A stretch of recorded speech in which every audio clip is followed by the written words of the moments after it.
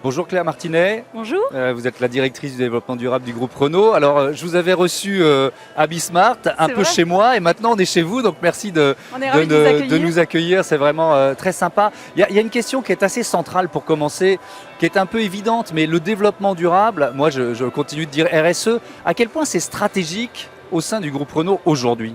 Oui, alors merci de la question. Le développement durable, ça fait partie intégrante de la stratégie Renolution, en fait, qui est le plan à moyen terme qui a été annoncé par Luca De Meo en janvier 2021.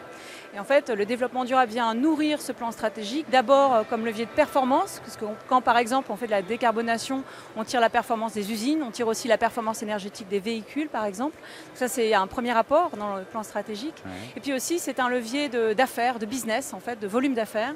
Quand par exemple, et c'est ce qu'on vient d'annoncer, on lance une unité dédiée à l'économie circulaire qui va générer jusqu'à 2,3 milliards d'euros de chiffre d'affaires d'ici 2030, complètement dans la stratégie de développement durable du groupe. Donc voilà, c'est à la fois de la performance et du business. Et du business, évidemment. Renolution, c'est une révolution, une renolution qui est en cours, qui prend du temps.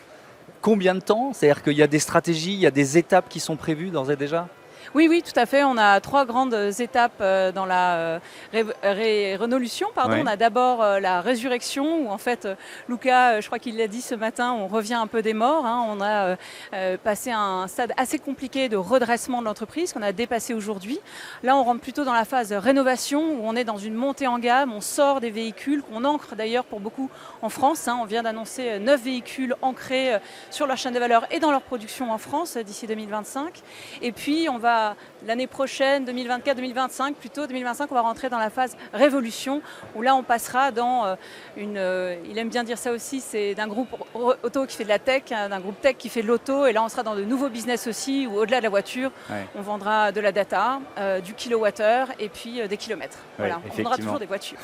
Peut-être pas dire ce que j'ai pas dit, mais on vendra aussi de la donnée. Oui, avec aussi cette logique de voiture comme un service. On sera chez Mobilize demain. Alors il y a ces piliers que vous avez cités, décarbonation, il y a la sécurité embarquée, il y a l'inclusion et il y a un modèle, on n'est pas là par hasard, il y a un modèle de voiture qui incarne un peu tout ça, c'est ce nouveau Scénic Vision. Pourquoi? Qu'est-ce qu'il a de particulier? Alors, Scénic Vision, on en est extrêmement fiers. C'est un manifeste. En fait, il incarne vraiment dans ses matières, dans sa silhouette, dans sa motorisation, dans la façon dont il a été conçu, tous les engagements de développement durable du groupe. On a trois grands axes qu'on incarne dans nos véhicules. D'abord, le climat. Donc là, il a une empreinte carbone qui est divisée par 4 par rapport à une empreinte carbone de véhicules électriques. Donc on passe à 20 tonnes pour un véhicule électrique aujourd'hui, à 5 tonnes pour un véhicule comme Scénic Vision. Ça, c'est le premier axe, le climat. Le deuxième, c'est la ressource, préserver les ressources. Et là, on est face à un véhicule qui, au-delà d'être à 95% recyclable, est à 70% recyclé.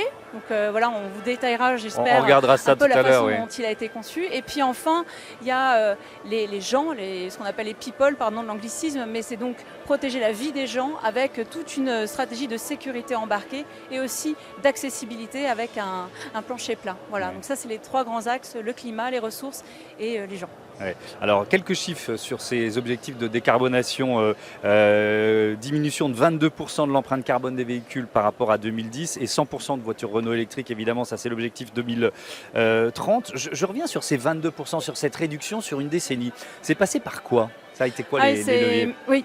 C'était un effort vraiment de longue haleine, d'autant qu'il n'engage pas seulement l'empreinte carbone du véhicule dans ses émissions. On ne parle pas de 22% en moins au pot d'échappement, on parle vraiment de 22% de l'ensemble de l'empreinte carbone du groupe. Donc on a décarboné les achats, on a décarboné notre industrie, on a décarboné les émissions à l'usage et un peu la fin de vie.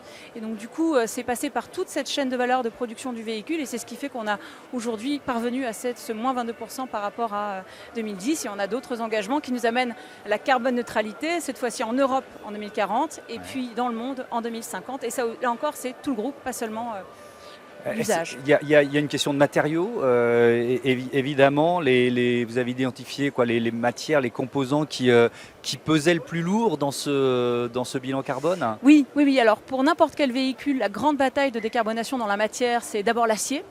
C'est vraiment un des contributeurs majeurs à la décarbonation d'un véhicule. Puis il y a l'aluminium. Et puis au fur et à mesure qu'on passera à l'électrique, il y aura toujours cette bataille de l'acier et de l'aluminium, mais le poids va se déplacer petit à petit vers la batterie, parce qu'une fois qu'on aura éliminé les émissions qui sortent du pot d'échappement, eh bien, il faudra s'attacher à la décarbonation de la batterie et de l'électricité qu'on utilisera pour recharger cette batterie. Donc en France, on est plutôt bien logé. L'électricité nucléaire, c'est une électricité considérée comme durable, donc on sera bon. Mais la décarbonisation de la batterie, c'est aussi ce qui fait qu'on a localisé notre production en France de la batterie avec des partenariats qu'on a annoncés qui font qu'on aura une batterie décarbonée à hauteur de 35% en 2030. Ouais, et on parlait de cet enjeu gigantesque de la batterie avec notamment Verkor et cette gigafactory qui est en pré-construction, on va dire, à Dunkerque. Et évidemment, c'est un partenariat très important pour Renault. Alors justement, comment vous embarquez la filière? Comment vous embarquez par exemple vos sous-traitants derrière vous? Parce que quand Renault lance une telle Renaulution, il y a beaucoup de monde derrière qui doit suivre, quoi. Voilà, oui. Alors c'est d'abord une transformation des compétences. Et pour ça, on s'est doté d'une nouvelle structure qu'on a appelée la Renault Université et qui est assez innovante parce qu'en fait, elle est conçue comme un écosystème. Elle est bien sûr dirigée pour les salariés de Renault et elle s'attache à former autour des compétences dont on a vraiment besoin pour l'industrie de demain. Et ça, c'est l'électrification, l'économie circulaire, la data, le software, la cybersécurité. C'est les 3 grands pôles de la Renault University. Intramuros Renault, on compte former à peu près 15 000 salariés d'ici 2025. On en a déjà formé 7 800 à ce jour, en un an, un peu plus d'1 an, donc on est assez heureux de ça.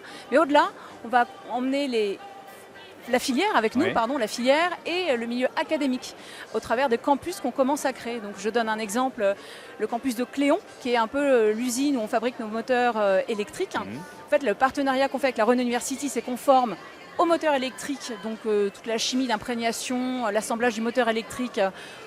Ça, c'est Renault qui forme. On fait ça en partenariat avec Forvia, qui lui forme à la vibration, à l'acoustique qui est particulière liée au moteur électrique. Et puis, on a aussi un partenariat avec Renault Trucks, qui forme, par exemple, à toute l'électronique de puissance. Donc, on crée un écosystème comme ça de formation où on accompagne nos salariés, ceux de nos fournisseurs. Et on l'a annoncé ce matin, au-delà de cette formation, on va aussi accompagner la conversion et la formation des salariés, des fournisseurs en difficulté. Là, c'est une association qu'on lance et dont on est très fiers avec ADECO. Donc, partenariat avec ADECO que vous avez annoncé effectivement dans cette matinée ici au Mondial de l'Auto, qui consiste en quoi si on rentre un peu dans le détail? En fait, ça consiste à identifier dans la filière les entreprises qui se trouvent en difficulté, dans nos fournisseurs de rang 2, 3, 4. Il y a pas mal de petites entreprises dont l'activité est menacée parce que ça a été annoncé, l'arrêt de l'activité de production du thermique est annoncé. Elle est inscrite dans les tables de la loi européenne, c'est inscrit pour 2035. Et donc, il faut bien accompagner la conversion de ces salariés dans les petites entreprises ou les moyennes entreprises qui constituent toute la filière automobile. On parle, la filière automobile en France, dans sa globalité, c'est à peu près 2 millions de personnes, 400 000 dans l'industrie. C'est bien entendu pas l'ensemble de ces salariés que va viser ADECO, mais ceux qui se trouvent particulièrement en difficulté et qu'on va accompagner pour trouver un autre emploi. Parce que, alors c'est peut-être une idée reçue, mais il y a effectivement un enjeu une question, c'est combien faut-il de personnes pour produire une voiture électrique par rapport à une voiture thermique et donc ça c'est une question à laquelle vous devez répondre souvent, mais je ne peux pas ne pas vous la poser. Donc, non, c'est mais quoi merci la réponse? de la poser. Alors, il y a plusieurs scénarios qui ont été posés. Il y a celui de la Fondation de la Nature et des Hommes, il y a celui de la PFA aussi. Et donc, les estimations varient. Certains disent que voilà, l'emploi va diminuer de 30% d'ici 2030, voire de 70% d'ici 2050. Donc, c'est un peu des scénarios de l'angoisse. En fait, ça dépend de 2 choses. D'abord, d'une part, à quel niveau on intègre en fait la chaîne de valeur chez nous. Donc en fait, par exemple, nous, à Cléon, je reprends l'exemple de Cléon parce qu'il est bon, parce que c'est là où on fait des moteurs électriques, on intègre la fonte et la fabrication de casteurs en aluminium. Et donc du coup, il faut autant de personnes pour faire un moteur électrique que pour faire un moteur thermique, même s'il y a 3 fois moins de pièces, parce qu'on fait plus de choses. Donc ça, c'est l'intégration, c'est le premier levier. Et le deuxième, c'est l'extension, c'est-à-dire jusqu'où on est présent dans toute la chaîne de valeur. Et là, on sort, et c'est tout l'élan de la Renaulution, c'est de sortir de l'assemblage et de la production du véhicule électrique et d'aller plus loin dans la chaîne de valeur amont. Donc par exemple, la production de la batterie, vous évoquiez Verkor tout à l'heure, mais aussi le casing, le battery management system, enfin toutes les composantes de la chaîne de valeur du véhicule électrique. Et puis en aval aussi, avec l'économie circulaire, comme on le fait par exemple avec Future is Neutral.